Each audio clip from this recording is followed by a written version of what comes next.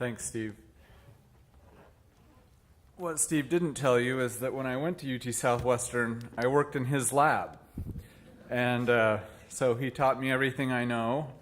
And in all seriousness, I owe a lot to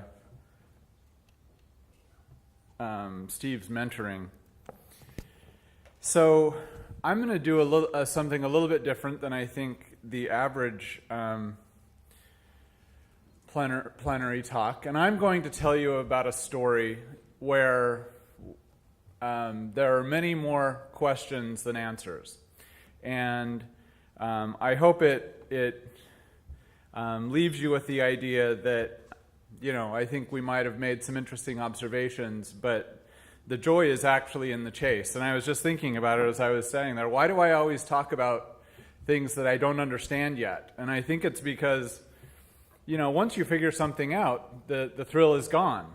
And you don't want to talk about it anymore. You want to talk about the new thing that you're struggling with and trying to work through. And so that's what I'm going to do today. So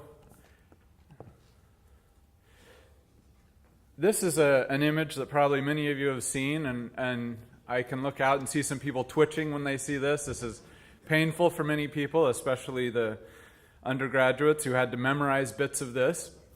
This is one depiction of the very complex and integrated metabolic network that operates in most of our cells.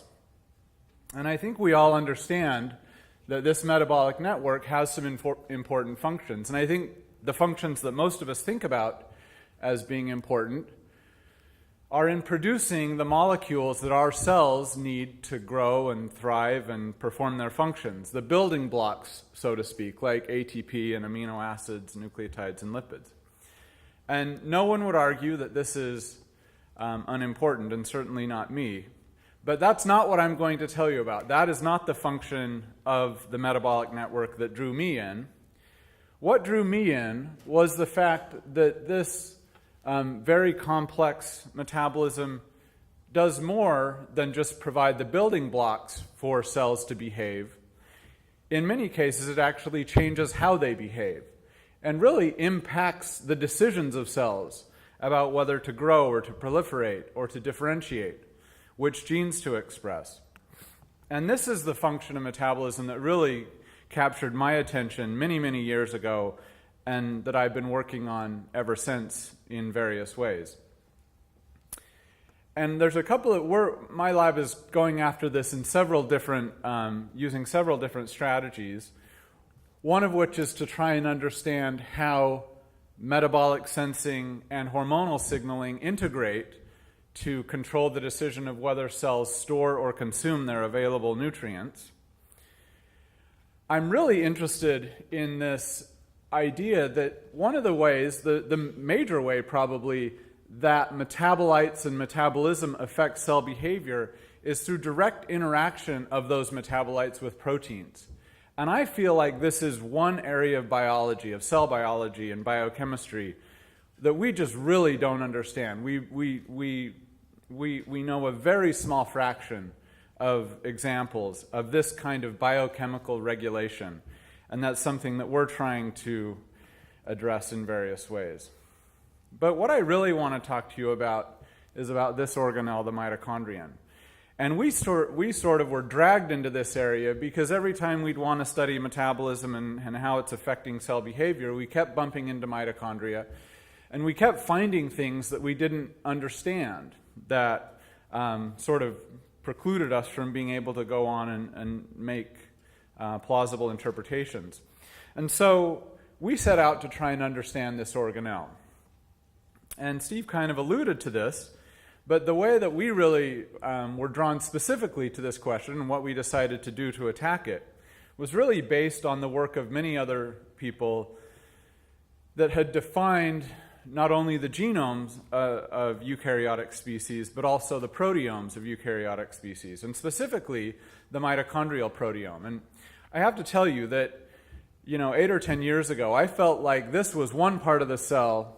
There are a lot of unanswered questions, but I naively thought that the mitochondria was one organelle that we had figured out, right? It takes in things, it builds ATP, it builds metabolites that our cells need to amino acids and so forth. I thought this was one that we had figured out, and it was really surprising to me, at least, as the mitochondrial proteomes began to be defined for different species, the extent to which the proteins found there were of completely unknown function. So that's depicted here for the human mitochondrial proteome, where, depending on how you count it, roughly a third of the proteins found in the human mitochondrial proteome are of completely unknown function. And maybe even more surprising than that is the fact that as you compare this across eukaryotic species, a high fraction of these uncharacterized mitochondrial proteins are found in all eukaryotes, implying that they're doing something that's not specific for fungus or specific for flies or worms or mammals, but they're doing something that is universally important for eukaryotic cell biology, acting in the mitochondria, and we have no idea what that is. And so we decided to set about to try and understand this. So the first thing we did is sort of through a combination of bioinformatic and experimental approaches to define this set of proteins as 32 protein families.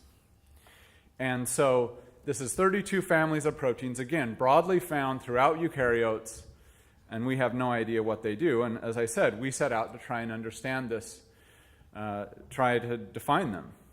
So there's two things to say about this. One is that if you want an example of a project you should not pitch to the NIH, this is it. If you want advice on how to get grants unscored or unfunded, come talk to me and I'll be able to give you a lot of advice on that. So we started this project 7 or 8 years ago, and I've never been able to get a grant to fund this kind of discovery project. And maybe for good reason, but hopefully I'll convince you that it's worth at least a little bit of money.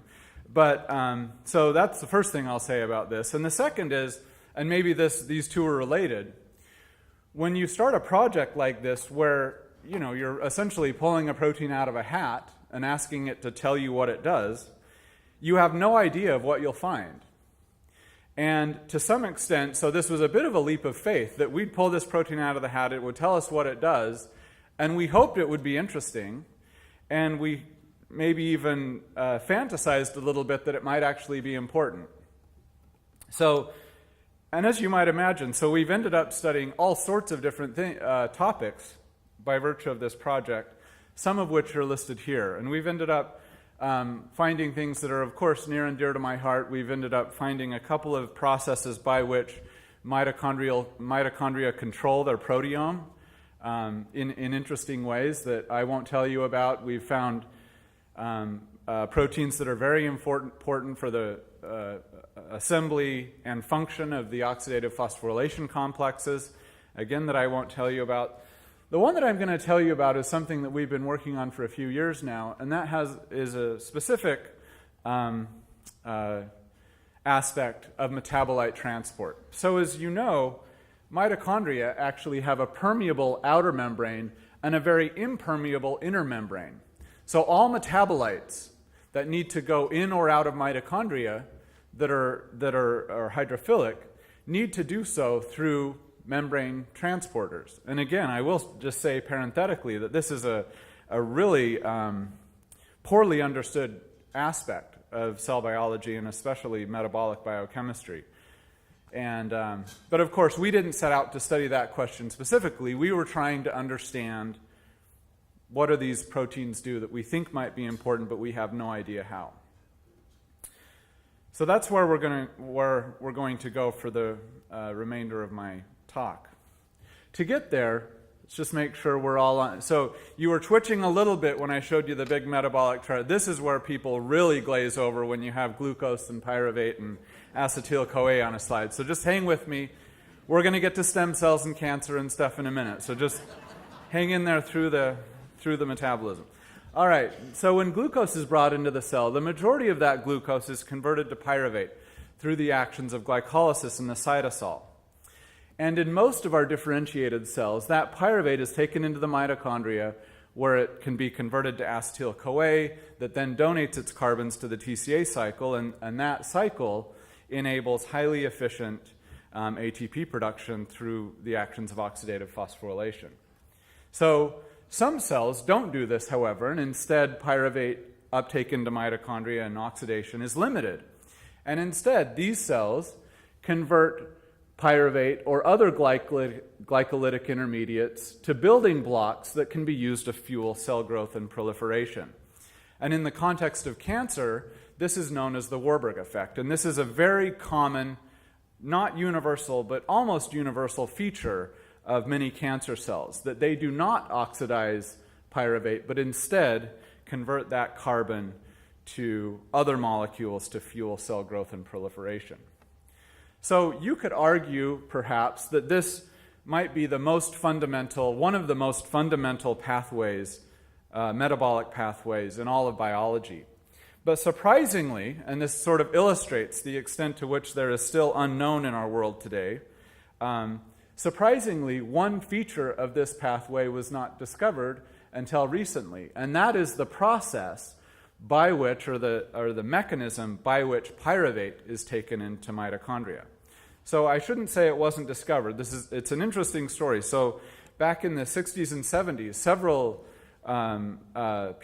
several scientists around the world studied this process and studied it in great detail using the best biochemical techniques available at that time to define and prove that this was a protein-mediated event. Actually studied the kinetics and specificity of and details of this biochemical event, but were unable to actually define the proteins and that do this and the genes that encode them. So I think you know where I'm going here. It turns out that two of the proteins that were on our list of 32 protein families turn out to be, we think, the mitochondrial pyruvate carrier. So this mitochondrial pyruvate carrier contains two proteins that assemble in the mitochondrial inner membrane. These two proteins are related to one another but are clearly distinct, and these two protein families are found in all eukaryotes where a genome has been sequenced or predicted members of the family exist in all eukaryotic genomes. And as I said, we think that these two proteins assemble together in the mitochondrial inner membrane and confer the ability to import pyruvate into mitochondria. And this is now published a couple of years ago now, so I won't describe much of the data, but I'll just show you one experiment that led us to conclude that this was probably right, and that is an experiment that John Schell, an MD PhD student in my laboratory who just graduated actually, performed, and that was to purify mitochondria from either wild-type yeast or yeast that lack this MPC1 gene that completely obliterates this complex that I described on the last slide, and then measure the ability of these mitochondria to take in radio-labeled pyruvate. And as you can see here, wild-type mitochondria were competent and do it quite well. When you delete this one gene, this MPC1 gene, the ability to take in mitochondrial pyruvate is lost, and that is restored when we put that MPC1 gene back on a plasmid. And this observation has now been replicated in different ways by dozens of groups in several dozen papers from people around the world. And we are very convinced now that this mitochondrial pyruvate carrier consists of these two proteins and is necessary for mitochondrial pyruvate entry. So we were really excited when we found this a few years ago now. And it's an interesting case where it's been known for a long time that there must be some process like this, but we now had the genes that do it. And so in some ways, it put us in a position where we had to decide what we wanted to do. And I'll tell you that there are several disease processes where failure of this step has been implicated. One of which I just described for you, which is cancer. And we decided to try and take this observation that we had made and ask whether it might be relevant in the context of cancer, with the simple hypothesis being, if cancer cells in general don't do this step, if they don't do mitochondrial pyruvate metabolism, is it possible that at least to some extent that's due to loss of activity of this transporter? That's a simplistic hypothesis that we set out to test. And by now having the genes that encode this complex, we could do a very simple experiment right away, which was to just simply ask the question, are these genes lost or mutated or underexpressed in the context of cancer? And we did that, and the effects were pretty and the observations were pretty striking.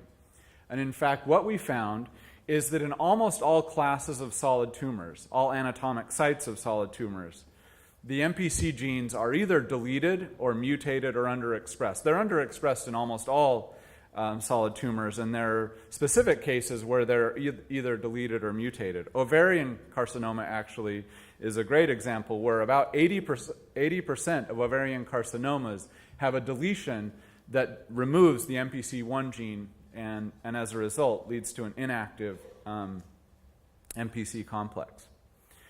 But that's just correlation. That just says that in the genomes of many cancer examples, the MPC genes the MPC might not be functional, but that doesn't say that is actually important, that loss of the MPC is actually a functionally important step in the oncogenic process or in the phenotype of cancer cells.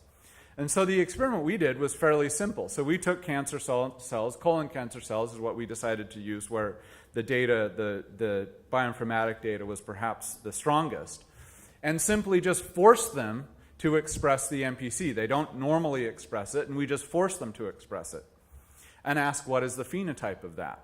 What is the phenotypic consequence? And I'll tell you that when we did that, we were a little bit disappointed because we expressed it, and they became more oxidative, as you might imagine. They started to oxidize pyruvate at a higher level. They made less lactate, which is sort of the glycolytic product. But it had no consequence for their ability to grow when we grew them on plastic in sort of the standard way that we grow immortalized cells in culture. It was only when we put them into a more rigorous and more demanding culture environment that mimics, maybe is a more faithful mimic of the way that tumors grow or cancer cells grow in vivo, and ask them to form colonies or tumors in that setting. One of those methodologies is the ability to form colonies in soft agar, where in fact we saw that when we restored expression of the MPC, that dramatically impaired the ability of these cells to make colonies in soft agar. Similarly, when we asked them to make spheroids in suspension, both the size and the number of spheroids produced was decreased. And when we implanted these cells into nude mice and asked them to form xenograft tumors, again, we saw a significant decrease in their ability to do so, and the tumors that did grow were smaller. So what we're doing here is we're restoring the expression of this mitochondrial pyruvate carrier in these cancer cells. Simplistically, I think all we're doing is we're giving them the ability to make ATP with more efficiency. Instead of wasting a lot of the carbon they might take in as lactate, we're giving them the ability to oxidize this carbon and make ATP. But somehow, this is detrimental to the ability of these cells to act like cancer cells and to make tumors and colonies. And so we've really been struggling for probably the last few years, really trying to understand why that is.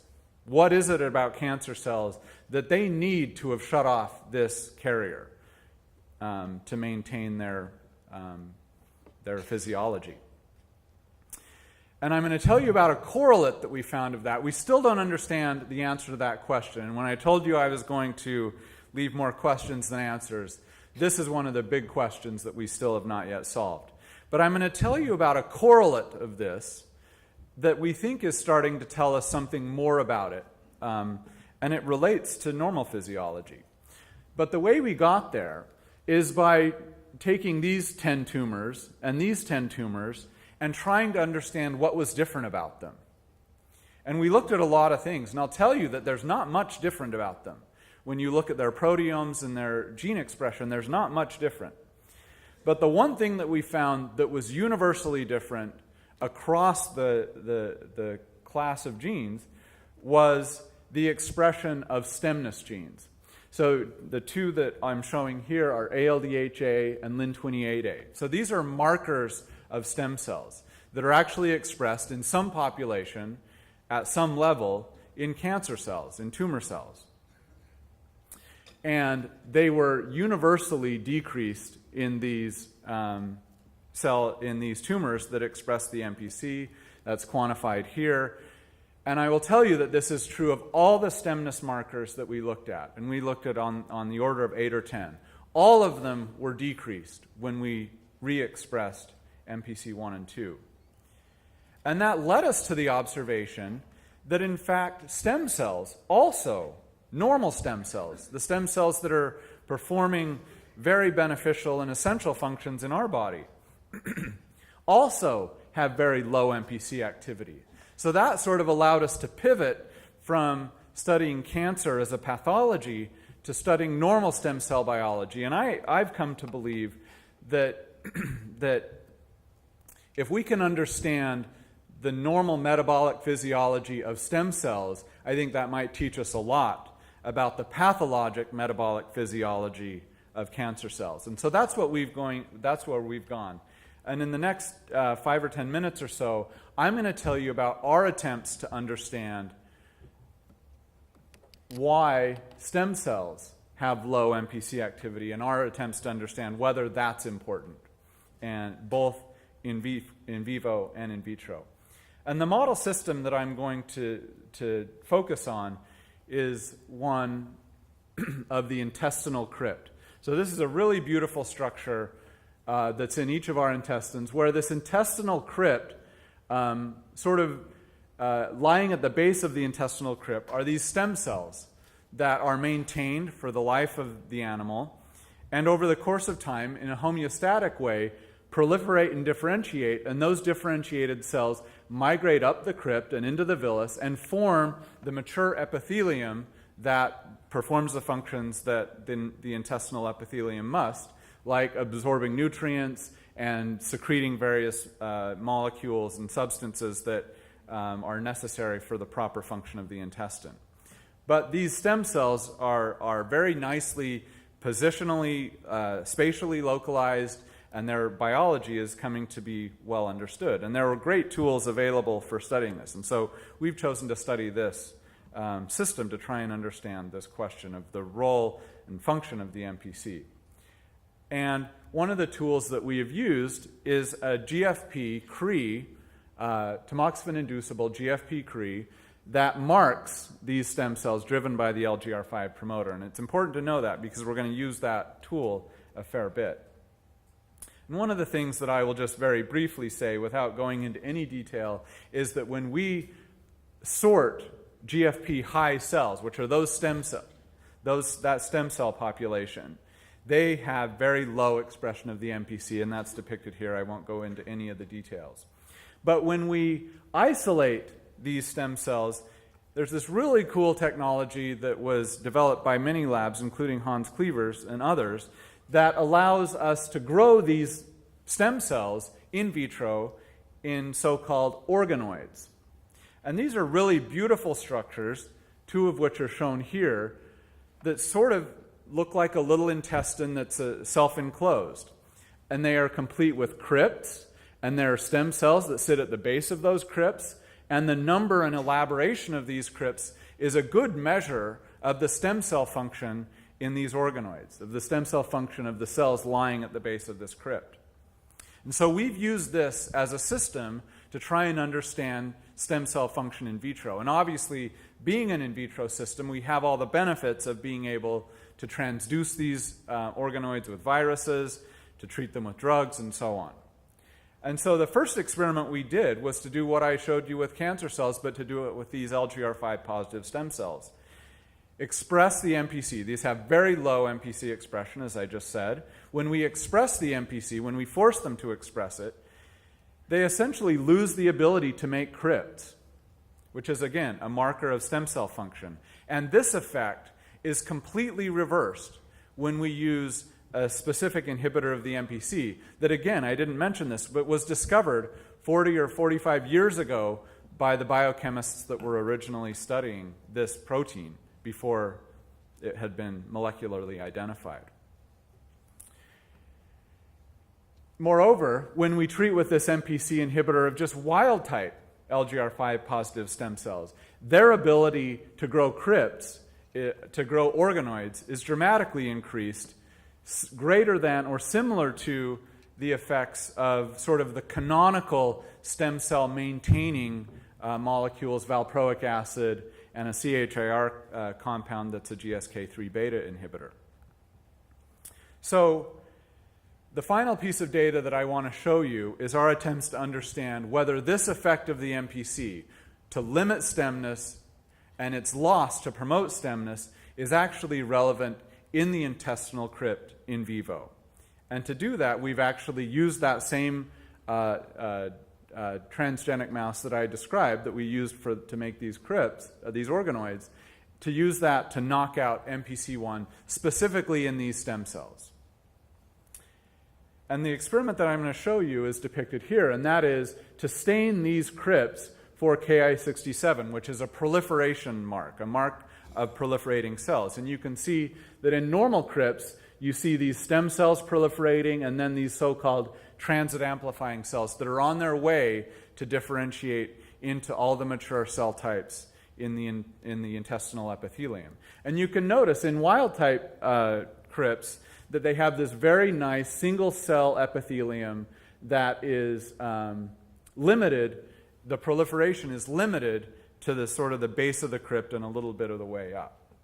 But when we knock out the MPC in a dose-dependent way, what we observe is hyperproliferation of this compartment to the point where these proliferating cells, in many cases, almost fill the entire length of the crypt. And that's quantified here. And so, and what's not depicted here is that these proliferating cells are marked with stem cell markers. So this is a hyperproliferation of the stem cell compartment. And we're really excited to try and understand what it is that's driving this hyperproliferation. There's a couple of different models that we're in the middle of trying to test. And specifically, I won't talk about it much, but this is commonly thought of as being one of the first hits in a multi-hit oncogenic model. And we're interested in trying to understand whether this expansion of the stem cell compartment might predispose to transformation and to adenoma formation. But the last thing I want to show you is that when we isolate these cells, these LGR5 positive cells, which there are many more of when we knock out MPC1, if we isolate them and normalize for their number, and then put them into those conditions where we can grow organoids, even when we normalize for their number, which again is more in the knockout, their ability to make organoids is dramatically increased in the knockout, and that's depicted pictorially here. So there's something about the MPC that is promoting differentiation and inhibiting stemness. And loss of the MPC or underexpression of the MPC is an important feature of stem cells that needs to transition to enable efficient differentiation. And we're trying really hard to understand what that is, and I'll come back to that in a minute. But I just wanted to say something about how general this effect is. So we're trying hard to try and understand whether this is something that's unique to the intestinal stem cell in mammals, or whether it's more general. And we're in the middle of that, and we have, I think, reasonable evidence that it is more general to other stem cell populations in mammals. But I want to tell you one story that has been done by a collaborator of ours to, I think, truly indicate how general it is, and it's general even to other species that most of us would consider as not being too human-like. And that is the fruit fly Drosophila melanogaster. And so Carl Thummel, a colleague of mine in the Department of Human Genetics at the University of Utah, has been a partner in this project from the very beginning. And part of they did at the very beginning is to make a fly that lacked MPC1. And so when we'd made these observations in organoids and in mouse intestine, he decided to look in their flies and look at their stem cell populations in the intestine and ask what is the phenotype there. So the Drosophila intestine is not unlike the human intestine, at least at a simplistic level, has a single monolayer of epithelial cells that is fed by these intestinal stem cells that are schematically shown here and are imaged here, shown in green. That again proliferate and differentiate into these enteroblasts, which then differentiate into enterocytes and enteroendocrine cells, forming again this nice monolayer.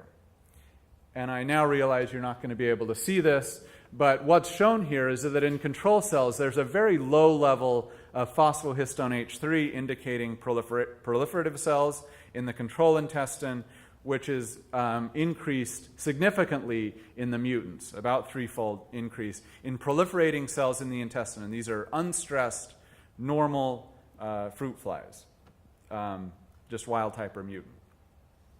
And when you simultaneously knock out MPC1 and express GFP in clones, those clones grow dramatically larger in the mutant compared to the control, again indicating hyperproliferation of those stem cells that lose MPC1. And something that we sort of saw in the mouse intestine that we've recapitulated in flies now is that we see, instead of the fairly nice uniform monolayer of epithelial cells, these cells tend to pile up, become disorganized, and lose their prototypical epithelial structure. So both in flies and in mice, we think again that the MPC is loss of the MPC expression or decreased MPC expression is playing a fundamental role in maintaining the physiology of stem cells, and that then needs to change as these cells differentiate. And when it can't change, when stem cells permanently lose the MPC, they lose the ability, at least to some extent, to differentiate and form their progeny cells that are necessary for the function of the animal. So, how does this happen? Why is it that this transporter is having a pretty significant effect on the decisions that stem cells make about whether to differentiate or not? And this, again, as I said before, is the big unanswered question that we're trying very hard to understand. And we think it might relate to the fact that the products of mitochondrial pyruvate metabolism that include acetyl-CoA, which is derived from citrate from the TCA cycle in the cytosol, and other sources, alpha-ketoglutarate and succinate, which are component intermediates in the TCA cycle, have very profound epigenetic effects on gene expression in the nucleus. And we're trying very hard to understand if one of these molecules and which one is having the gene expression effects that might be causing stem cells to be maintained as stem cells or to lose that and to then differentiate. Lots of unanswered questions. So just to reiterate, by taking proteins that we had no idea what they do, we think we've been able to find some areas of biology that were a little bit understudied and have hopefully been able to contribute to our understanding of how metabolism and mitochondria control cell behavior.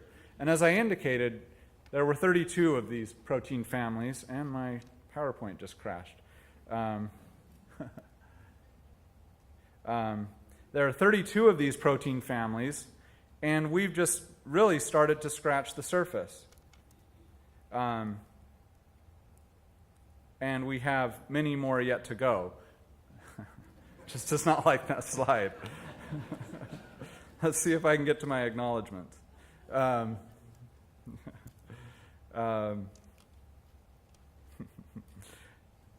We have many more yet to go. Many more yet to go. If I keep saying that, maybe I'll get to my slide.